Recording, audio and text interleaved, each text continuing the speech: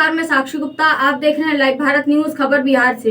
बिहार विधानसभा चुनाव के पहले चरण चुनाव को लेकर जहां बड़ी पार्टियों में सीट शेयरिंग को लेकर असमंजस की स्थिति बनी हुई है, वहीं राष्ट्रवादी जनलोक पार्टी सत्य ने कैमूर जिला के 2 विधानसभा क्षेत्र के प्रत्याशियों की घोषणा कर दी है। देखिए हमारे संवाददाता निखिल राज सिंह की रिपोर्ट। बहुत धन्यवाद आपका। जी, क्या वजह रहा कि आप इतने दिनों से भाजपा में आप रहे और काफी कम मन से आपने उसमें कार्य भी किया, तो क्या वजह रही कि राष्ट्रवादी जनलोक पार्टी को आपको चूज करना पड़ा? देखिए, भारतीय जनता पार्टी में इतने साल देने के बावजूद तो मैंने देखा कि बिहार में खास करके इस विधानसभा चुनाव में पार्टी जिस प्रकार से नीतीश कुमार के साथ गई, आप जानते हैं कि आम जनमानस में नीतीश जी के प्रति काफ़ी रोष है, लोग संतुष्ट नहीं हैं। और हमारी भारतीय जनता पार्टी 2 बार से केंद्र में पूर्ण बहुमत की सरकार के साथ है। इसके बावजूद भी हमारी पार्टी बिहार जैसे हिंदी भाषी प्रदेश में अकेले चुनाव नहीं लड़ रही है। करोड़ों कार्यकर्ता जो आस्था के साथ पार्टी के साथ जुड़े हैं, वो कहीं ना कहीं कुंठित है।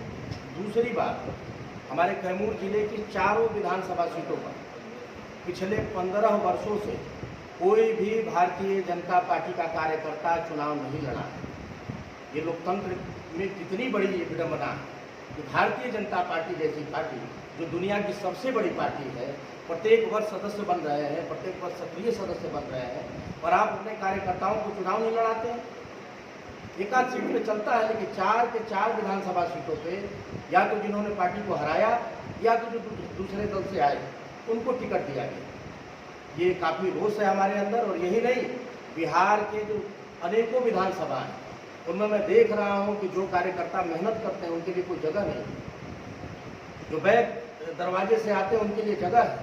यही कारण रहा कि पार्टी में इतने साल देने के बावजूद भी मैंने राष्ट्रवादी जनलोक पार्टी को आज ज्वाइन किया है और मैं जीरो से शुरू हुआ हूँ। ये वो पार्टी नहीं है जो बिहार में परंपरागत पार्टियाँ हैं, चाहे वो जदयू हो गई, राजद हो गई, सभी पार्टियाँ जाति को लेकर चल रही हैं।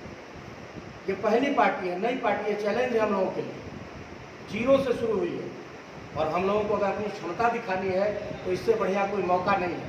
आज 30,000 40,000 जो जाति का वोट है उसको लेकर के राजनीति कर रहे हैं। बिहार में एक माहौल बन पड़ा है, ये बिहार के भविष्य के लिए अच्छा नहीं है।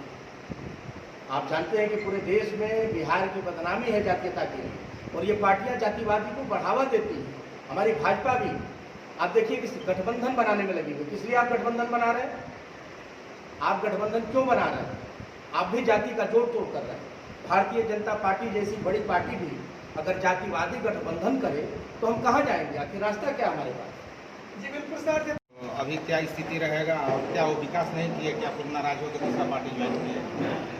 देखिए, नाराजगी रिंकी रानी पांडे जी से नहीं। रिंकी रानी पांडे जी एक महिला है और दुर्भाग्य से राजनीति में आई।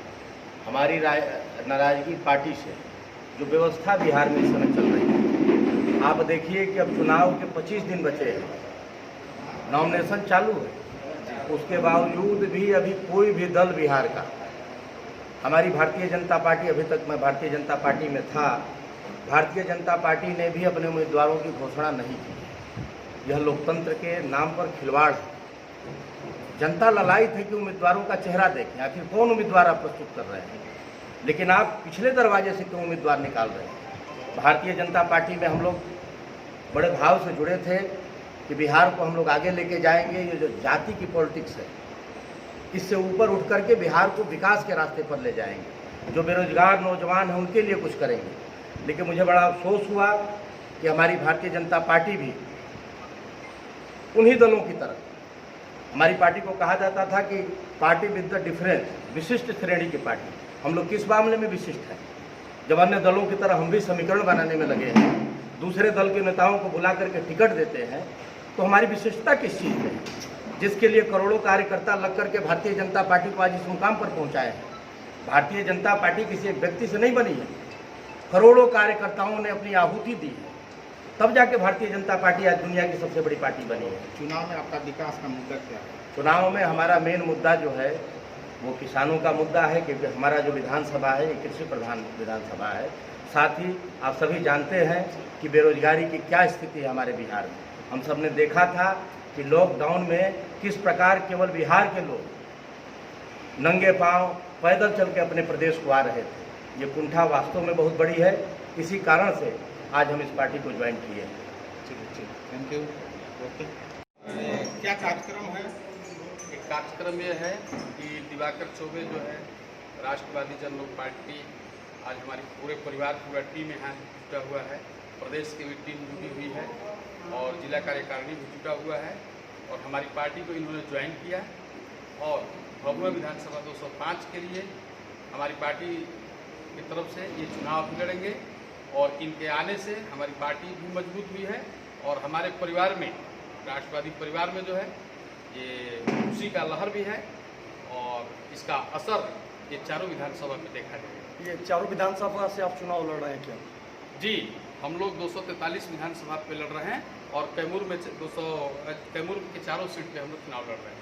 तो आपका विकास का मुद्दा क्या रहेगा इस बार? हमारा विकास का मुद्दा जो है बहुत, आप देख रहे हैं कि आज की जो स्थिति है उसमें कुछ बताने की जरूरत नहीं है।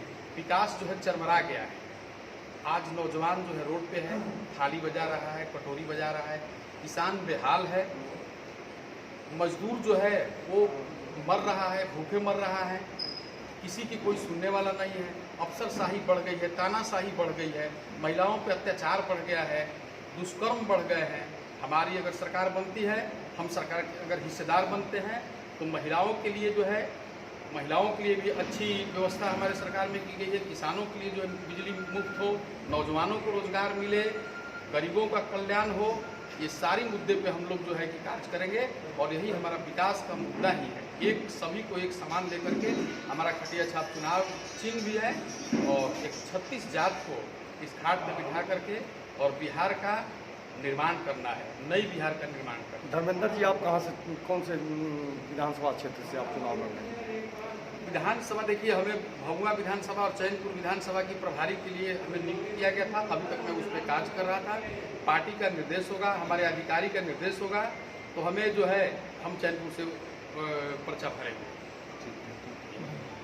सर, आप खड़ा हो जाइए ना।